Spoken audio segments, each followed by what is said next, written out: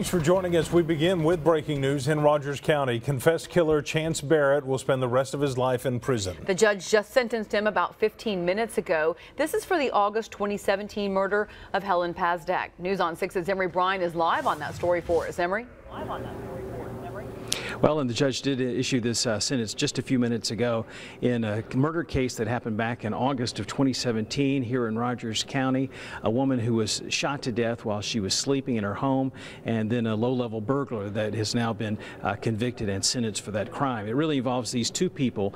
First is Helen Pazdak, a mom and grandmother here in Rogers County, much loved with a huge extended family, that was here today for the sentencing of her killer.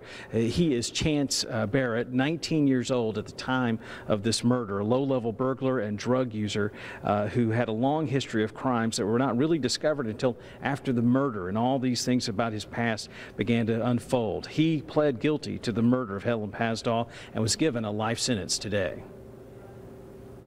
We're happy with the verdict. It's going to be, he'll be at least 75 before he's eligible for parole, best case scenario. Would have preferred life without parole, the family did, but certainly I'm satisfied that Chance Barrett is going to be behind bars until he's 75 years old. Now, in the last few minutes, there was a very emotional victim impact statement given by the mother, by the daughter of the woman who was killed.